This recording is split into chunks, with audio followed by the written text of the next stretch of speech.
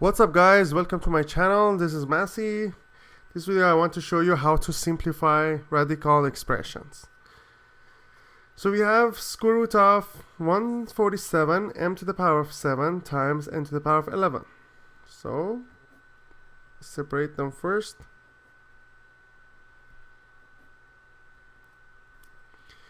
(147) is the same as 3 times 49, or 49 times 3. M to the power of 7 is m to the power of 6 times m. N to the power of 11 is n to the power of 10 times n. So that makes it square root of 49 times square root of 3 times m to the power of 6 m n to the power of 10 n. So that makes it 7 m to the power of 3, and here is going to be n to the power of 10 divided by 2, n to the power of 5. So that makes it 3mn.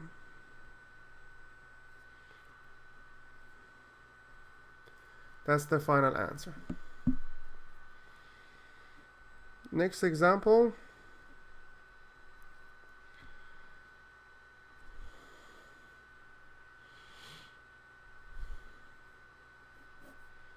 (48) m to the power of 7 times n to the power of 5.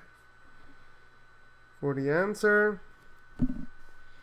we separate them. 48 m to the power of 7 n to the power of 5. So it's going to be 16 3 m to the power of 6 m. 1 and 6 is going to be 7 n to the power of 4 n.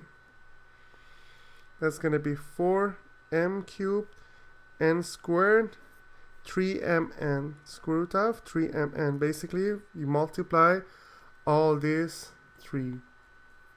That's the simplified form. Next example.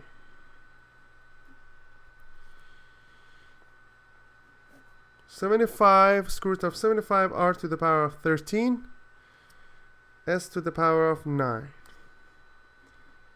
The answer is, we separate them first. Square root of 75 times square root of r13 s to the power of 9.